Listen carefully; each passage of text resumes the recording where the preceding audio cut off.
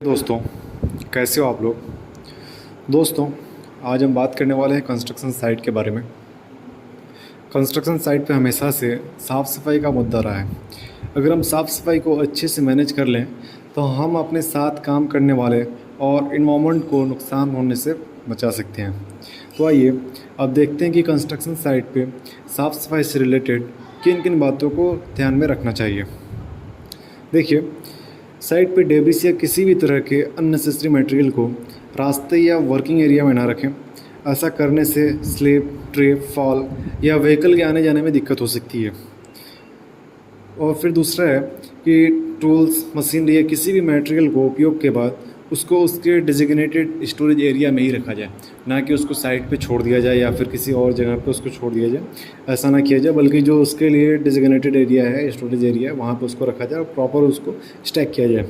फिर रास्तों में पड़े हज़ार्डस मटेरियल जैसे पाइप, सरिया या लकड़े को रास्ते से अलग करके रखना चाहिए, या फिर जो भी उसके लिए एरिया बना करके रखा गया है वहाँ पर उसको रखना चाहिए। और लकड़ों में अक्सर देखा जाता है कि हमारे वर्क साइट पे उसमें नेल लगा होता है, काठी लगी होती है।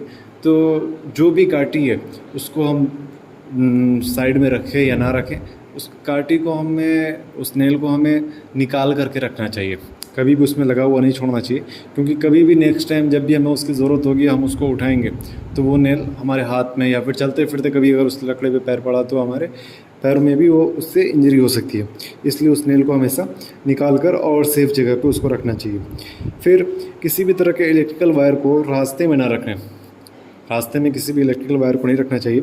और इससे भी क्या हो सकता है कि स्लिप, ट्रिप, फॉल या फिर रास्ते में होने की वजह से जो भी व्हीकल्स का मूवमेंट होगा या फिर हमारे आने जाने की वजह से वायर तो सबसे पहले डैमेज हो सकता है। और वायर डैमेज होने के साथ साथ अगर पहले से वो डैमेज था, प्रॉपर इंसुलेटेड नहीं था, या फिर रास्ते में पड़े होने की वजह से अभी वो डैमेज हो गया है, तो उससे इलेक्ट्रिकल शॉक लगने का भी हमें ख़तरा बना रहता है।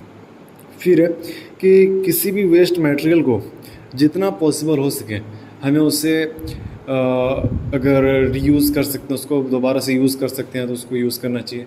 जितना पॉसिबल हो उतना कम से कम वेस्ट निकले ऐसा हमें प्लान करके चलना चाहिए, ऐसा सोच करके चलना चाहिए।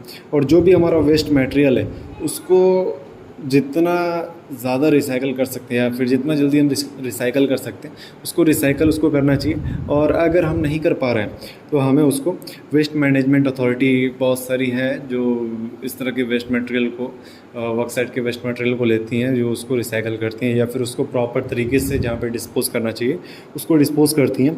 हमें उनको दे देना चाहिए ताकि उसको वो सही जगह पे पहुँचे, जिससे कि ना हमारे एनवायरनमेंट पे उसका कोई असर पड़े और ना हमें उससे कोई इंजरी होने के चांस या फिर चोट लगने के चांसेस हो।